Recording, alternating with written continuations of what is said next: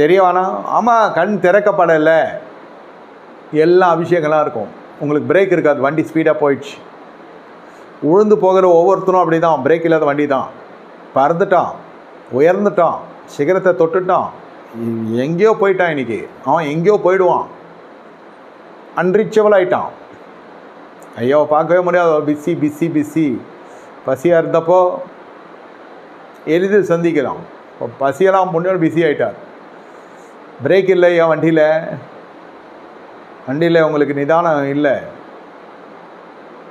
இது அப்படி தான், போய் சிங்கத்தை கிழிக்கிறன்றது. அப்புறம் அது செத்து போச்சு. ஒரு பாவத்தை மேற்கொண்டது போல அந்த பாவத்துக்குள்ளே ஒரு தேனடை இருக்குது, அதை ருசிக்க ஆரம்பித்தது. ஏன்? கண்கள் திறக்கப்படல. நஸ்ரே அபிஷேகம் தீட்டுப்பட்டுச்சு, கண்கள் திறக்கப்படல. அதுக்கு நிவாரணம் செய்யணும், கண்கள் திறக்கப்படல. பெற்றோர்கிட்ட பேச வேண்டிய உண்மையை பேசணும், கண்கள் திறக்கப்படல.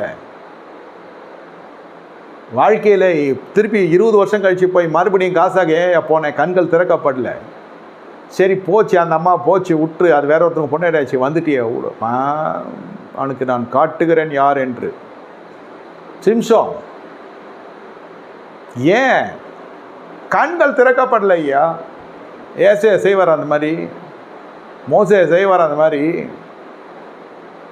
அப்படியாப்பட்ட பிலேயாமுக்கு கண்கள் திறக்கப்பட்டு ஒழுங்காக வாழல, போய் சேர்ந்துட்டான், குத்தி கிழிச்சு போட்டாங்க அவனை. பட்டயம் தாக்கிட்டு நம்ம படிக்கிற வேத வசனமே நம்மளை முடிச்சிடும்.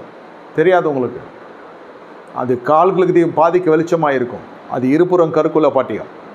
தப்பாக பிடிச்சிங்கனாக்கா, புடியை பிடிச்சா பட்டயம், நம்ம போர் வீரனை போல் இருக்கலாம். கூரை பிடிச்சா நம்ம வியாதியஸ்தனாக மாறிடும். அதுதான் திருவிருந்து அசட்டை பண்ணி எடுக்கிறது.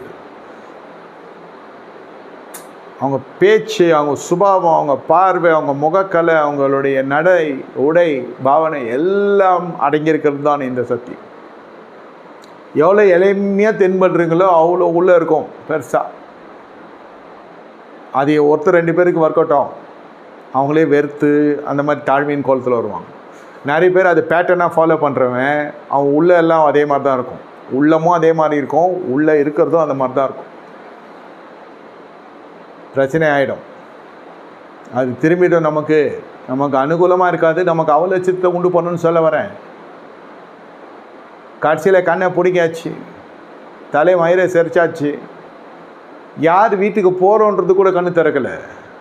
நினச்சதே செய்யணும், அவ்வளோதான். அவங்களுக்கு காட்டணும் நான் யாருன்னு.